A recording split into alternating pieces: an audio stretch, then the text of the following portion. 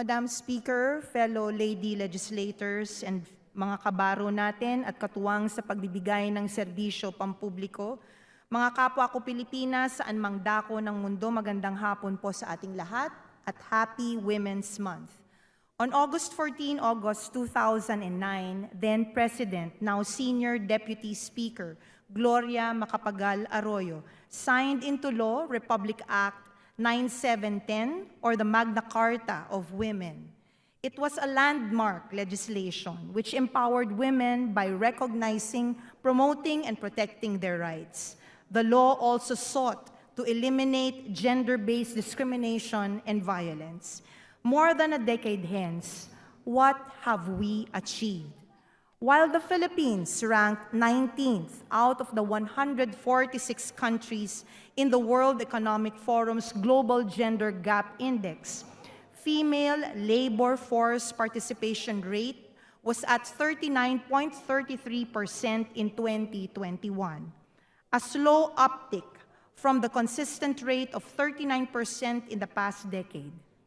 This is unfortunate, and increasing women's labor supply by just 0.5 percentage points annually would increase gross domestic product per capita by about 6% by 2040 and 10% by 2050. This is according to a World Bank study. In overcoming the barriers to women's economic empowerment in the Philippines, the World Bank report identified several barriers to women's active participation in nation building. Women are primarily employed in low-skill positions. Women earn less in these low-skill positions. Women are the primary parents, and women are primarily responsible for hearth and home. As distinguished members of this august body, I propose that we legislate, advance, nurture, and innovate so that our sisters may be free to pursue their career aspirations and help in the growth, development, and progress in our nation. Legislate. As legislators, let us revisit Republic Act 9710 and update the same. Section 11 on participation and representation still reads, the state shall undertake temporary special measures to accelerate the participation and equitable representation of women. Perhaps it is time for the word temporary to be replaced or omitted, making the Magna Carta of Women in tune with the present. Our laws must be proactive. Stagnation breeds missed opportunities. Advance. May karangalan sa bawat trabaho, mababa o mataas man ang posisyon. Bawat isa sa atin ay may bahagi, maliit man o malaki, sa pagpapanday ng isang matatag at nagkakaisang republika. Ngunit kung nais nating pagandahin ang antas ng kabuhayan ng ating mga kabaro, kailangan nating palinangin ang kanilang mga kasanayan. Dito papasok ang kahalagahan ng Gender and Development Programs, ang GAD. Taon-taon, nasa 5% ng budget ng ating mga ahensya, pati na ng mga barangay ang nakalaan dito. Madalas ang mga seminars ang ginagawa dito, ngunit napapanahon na palawakin ang GAD at gawing mas kapaki-pakinabang ang mga proyekto tulad ng mga skills enhancement training para sa kababaihan at pamamahagi ng seed capital sa women enterprises. Paramihin ang mga naaabot ng ating kabaro sa mga proyektong tulad ng gender-responsive economic actions for the transformation of women o great women. Siyasatin ang guidelines at policies ng mga sustainable livelihood programs ng DSWD. Sabi nga ng ating incoming secretary, nakakalimutan na ang D sa DSWD, which is development. Kailangang maging comprehensive, cohesive, at purposive ang ating mga programa upang mas holistic at responsive ang mga ito. Congress must exercise oversight to this end. Bantayan natin ang mga ganitong proyekto sa ating mga kanya-kanyang distrito. Nurture. Sa usapin ng sweldo, lalo na sa mga low-skill positions, hindi na tayo kailangang lumayo pa.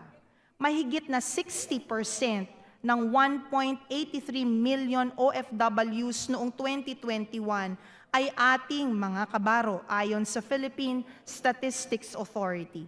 Tinuturing natin silang bayani, and so we must ensure that our OFWs, particularly our domestic workers, are safe, healthy, and treated well in foreign lands. Let us call on our kabaro, Department of Migrant Workers Secretary Toots Ople, to assure the Filipino nation that the government is determined in this regard.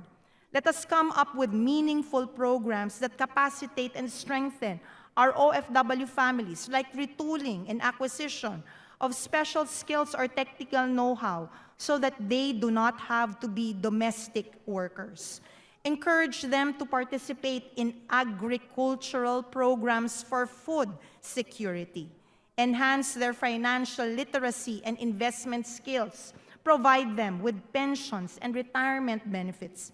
Their sacrifice must not become missed opportunities. Innovate. While gender roles continue to shift and change with more and more women working outside the homes, government must promote and support this development.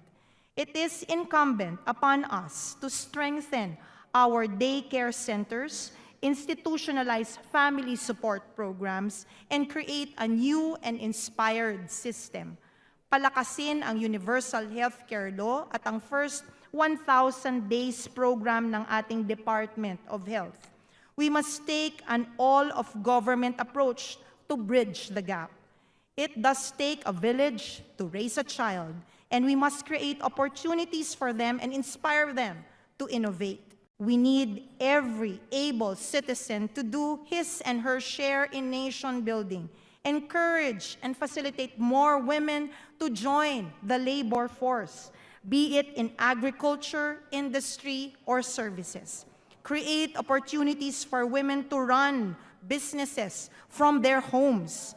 Government must be proactive when policies that are not just amenable to businesses, but also to labor and the environment. The Filipina is co-captain of her family's ship. It is said in Proverbs 31:15-17, which says, "She rises while it is yet night and provides food for her household and portions for her maidens. She considers a field and buys it. With the fruits of her hands, she plants a vineyard. She dresses herself with strength and makes her arms strong." Colleagues, I ask all of you here to legislate, advance, nurture, and innovate. Let us celebrate the immeasurable contribution of the Filipina in our nation, the nanay who nurtured the next generation, the asawa who stands as partner to the success of her husband's career, the empowered and financially independent Filipina who actively contributed to the GDP of our nation. Mga kababaihan, sama-sama tulong-tulong, ibangon ang ating bayan. Maraming salamat po at isang makabuluhang buwan ng kababaihan sa ating lahat.